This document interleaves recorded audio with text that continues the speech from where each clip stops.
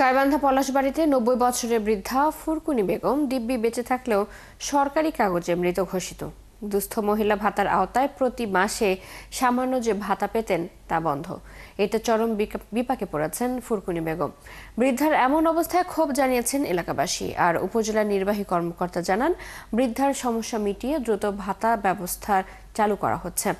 সংবাদদাতা পাপুল সরকারের পাঠানো তথ্যছবিতে বিস্তারিত।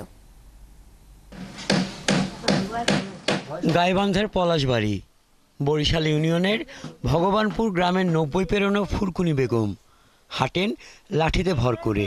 চোখে পড়েছে ছানি, তবুও তো বেঁচে আছেন। ২০০৪ সাল থেকে বিধবা ভাতা পেতেন।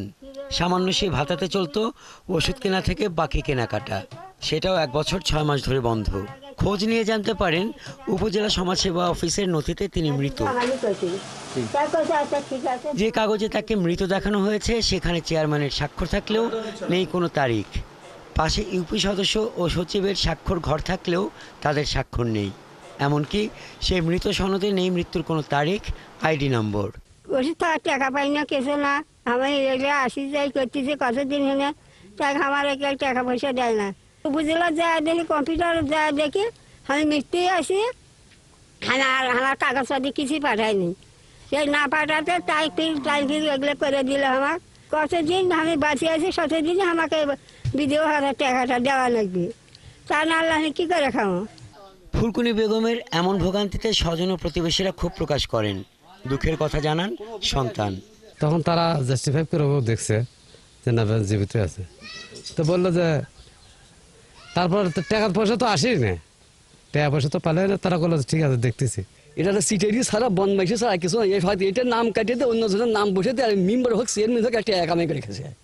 উপজেলা সমাজসেবা কর্মকর্তা জানান, তিনি নতুন এসেছেন, ঘটনাটি আগে ঘটেছে। দ্রুত সময়ের মধ্যে তার ভাতা কার্ড পুনরায় চালু হবে।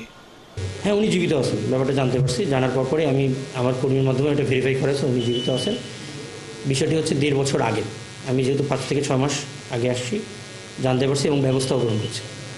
আশা করি খুব দ্রুতই উনি ভাতা পাবেন। অন্যদিকে উপজেলা নির্বাহী কর্মকর্তা ঘটনাটিকে অত্যন্ত দুঃখজনক আখ্যা দিয়ে বলেন, বিষয়টি খতিয়ে দেখা হবে, বিধি অনুযায়ী ব্যবস্থা নেওয়া হবে। এই কার্যক্রমটি যেহেতু উপজেলা সমাজসেবা অফিস থেকে পরিচালিত হয়, আমরা চেষ্টা করব যত দ্রুত সম্ভব এই ৯২ বছর বয়সী যে নারী, ভুক্তভোগী নারী, তার বিধবা ভাতাটি আমরা দ্রুততম সময়ের মধ্যে আবার চালু করে দেওয়ার ব্যবস্থা করব। ফুরকুনি বেগমের স্বামী মারা যান ১৯৯৭ সালে। স্বামীর ভিটাতেই থাকেন। ৪ ছেলের একজন মারা গেছে, বাকি ৩ জনের ২জন কৃষি কাজ করে, একজন মানসিকভাবে ভারসাম্যহীন।